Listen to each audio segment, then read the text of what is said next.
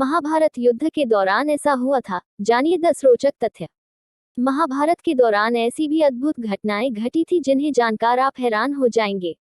उन कई घटनाओं में से हम लाए हैं आपके लिए 10 खास घटनाओं के बारे में संक्षिप्त जानकारी। 1. कहते हैं कि भीष्म पितामह प्रतिदिन 10,000 पांडव सैनिकों का वध कर देते थे। 2. कहते हैं कि महाभारत के युद्ध में कुरुक्षेत्र में इतना खून बहा था कि वहां की मिट्टी का रंग आज भी लाल है। 3. कहा जाता है कि जिस दिन जितने भी योद्धा मर जाते थे उनमें से अधिकतर के शव उनके परिजनों को सौंप दिए जाते थे और बाकी शव वहीं पड़े रहते थे। 4. युद्ध के अंत के बाद कहते हैं कि युधिष्ठिर की आज्ञा से कुरुक्षेत्र की भूमि को जला दिया गया था ताकि किसी भी योद्धा का शव न बचे। 5. प्रतिदिन लाखों लोगों के लिए युद्ध भूमि के पास ही लगे एक शिविर में भोजन बनता था। युद्ध की शुरुआत के पूर्व के दिन लगभग 45 लाख से अधिक लोगों का भोजन बना। इसके बाद प्रतिदिन जितने योद्धा मर जाते थे उतना भोजन कम कर दिया जाता था, लेकिन यह पता कैसे चलता था कि आज कितने योद्धाओं का भोजन बनाना है? इसके लिए भोजन व्यवस्था देखने वाले उडुपी के राजा हर दिन शाम को जब श्री कृष्ण को भोजन कराते थे तब श्री कृष्ण के भोजन करते वक्त उन्हें पता चल जाता था कि कल कितने लोग मरने वाले हैं और कितने बचेंगे। कहते हैं कि इसके लिए श्री कृष्ण प्रतिदिन उबली हुई मूंगफली या चावल खाते थे। उसी से राजा को पता चलता था कि कल कितने लोग मरेंगे तो मुझे शाम को कितने लोगों का भोजन बनाना है। इस तरह श्री कृष्ण के कारण हर को पूरा भोजन जाता था और अन्न का एक दाना भी व्यर्थ नहीं जाता था।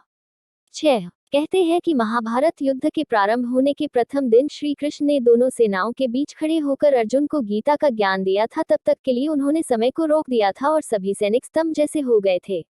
7. गीता ज्ञान को अर्जुन के अलावा हस्तिनापुर में बैठे संजय ने और अर्जुन के रथ पर विराजमान हनुमान जी ने सुना था, परंतु यह भी कहा जाता है कि वहां के आकाश में उड़ रहे पक्षियों में से कुछ पक्षियों ने भी यह ज्ञान सुना था।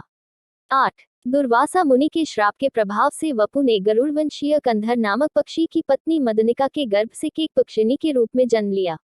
उसका नाम तार्क्षी था। बाद में उसका विवाह मनपाल के पुत्र द्रोण से विवाह किया गया। 16 वर्ष की आयु में उसने गर्भ धारण किया। इसी अवस्था में उसके मन में महाभारत का युद्ध देखने की इच्छा जागृत हुई। वह आकाश में उड़ रही थी। उसी समय अर्जुन ने अपनी किसी शत्रु के ऊपर बाण का संधान किया था।